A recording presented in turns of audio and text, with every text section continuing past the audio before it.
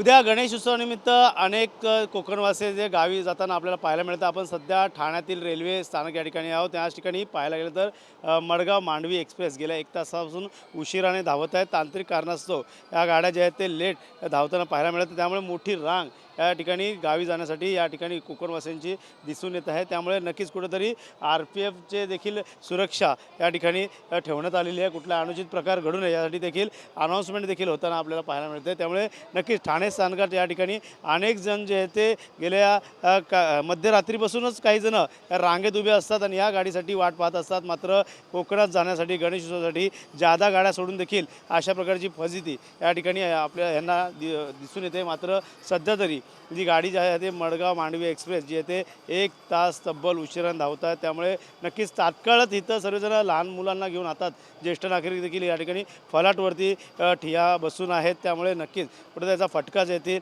या लोकांना बसत आहे। त्यामुळे लवकरात लवकर गाड्या कशा प्रकारे सुरळीत होईल हे देखील पाहणं गरजेचं राहतं। मात्र सध्या तरी परिस्थिती पाहता मडगाव मांडवी एक्सप्रेसला या ठिकाणी येण्यासाठी जो आहे तो विलंबन लागत आहे। मात्र विलंबन लागल्यामुळे अनेकांना त्रास जाणवतो आहे। आपण काही या ठिकाणी कोकणवासियांशी बातचीत करणार आहे। सर, 1 तास गाडी लेट आहे, तात्काळ उभे आहेत, रात्रपासूनच या ठिकाणी लाईन लावावं लागते, काय प्रशासनाकडे मागणी असून अशा प्रकारची सुविधा जरी सुसज्ज अशी सुविधा मिळत नाही? प्रशासनाला एवढंच आमचं सांगणं आहे की जर ट्रेन एवढी नियोजन करते पण गणपतीसाठी कोकणासाठी नियोजन हे त्यांचं चुकलेलं आहे असं मला वाटतं आहे। कारण का लोकांना जर जादा ट्रेन सोडल्या त्याचं जर त्यांनी टाईम टेबल व्यवस्थित दिलं असतं तर लोकांनी बरोबर आपले अरेंजमेंट करून आपल्या प्रवास सुखाने केला असता। पण रेल्वे प्रशासनाला अजून काही याचं काही समजलं नाही की कसं काय टाईम टेबल करावं काही नाही। त्यामुळे लोकांचा हे प्रवास करताना विलंब होतो आहे, लहान मुलं आहेत आणि त्याच्यामुळं रेल्वेने याची दक्षता घ्यावी ही आमचीच विनंती आहे प्रवासाची। तरी प्रवाशांचा संयम आहे, अजून प्रवासी पण सहकार्य करत आहेत।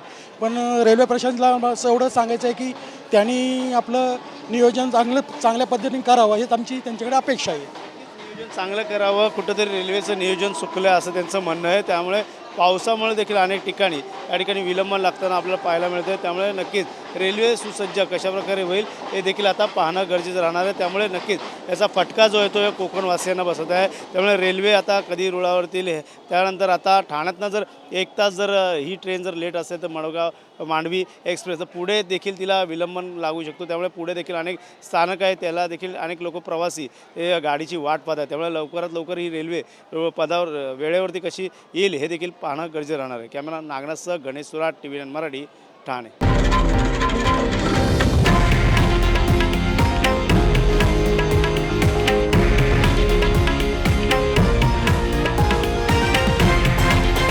हे आहे देशातील नंबर 1 न्यूज नेटवर्क आणि आपण पाहत आहात TV9 मराठी, एकमेव।